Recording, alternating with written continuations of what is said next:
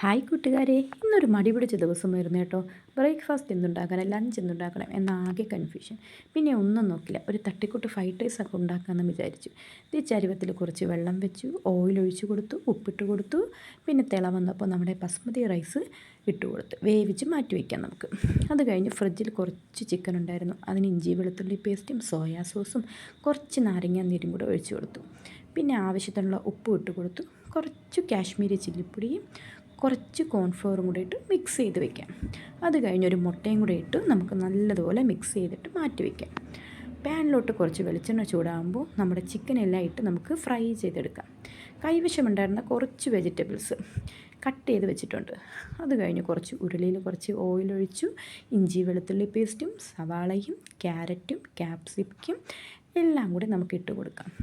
എന്നിട്ടൊന്ന് വഴറ്റി കൊടുക്കുക. ഒരുപാട് വഴറ്റിയൊന്നും വേണ്ട കേട്ടോ, ജസ്റ്റ് ഒന്ന് പാകമായാൽ മതി. അത് കഴിഞ്ഞിട്ട് അതിനാവശ്യമായ കുറച്ച് ഉപ്പും കൂടി ഇട്ട് കൊടുക്കാം. ഇനി ഒരു സോസ് നമുക്ക് ആവശ്യമുണ്ട്. വേറെ ഒന്നുമല്ല, നമ്മുടെ സോയാ സോസും ടൊമാറ്റോ കെച്ചപ്പും കൂടെ മിക്സ് ചെയ്ത് നമുക്ക് മാറ്റി വയ്ക്കാം. അത് കഴിഞ്ഞിട്ട് നമുക്ക് പാകമായ വെജിറ്റബിൾസിൽ കുറച്ച് കുരുമുളകും ഇട്ട് കൊടുത്ത് നമ്മുടെ മാറ്റി വെച്ചിരിക്കുന്ന സോസും കൂടെ നമുക്ക് റെഡിയാക്കി ഒഴിച്ച് കൊടുക്കാം. അത് കഴിഞ്ഞിട്ട് നമ്മുടെ ബസ്മതി റൈസും ഇട്ട് കൊടുത്തു. എല്ലാം കൂടെ മിക്സ് ചെയ്ത് കഴിഞ്ഞിട്ട് നമ്മുടെ ഫ്രൈ ചെയ്ത് വെച്ചിരിക്കുന്ന ചിക്കനും കൂടെ നമുക്ക് ആഡ് ചെയ്ത് കൊടുക്കാം. അങ്ങനെ തട്ടിക്കൂട്ട് ഫ്രൈഡ് റൈസ് റെഡിയായി. അപ്പോൾ അത്രയേ ഉള്ളൂ. Okay, by.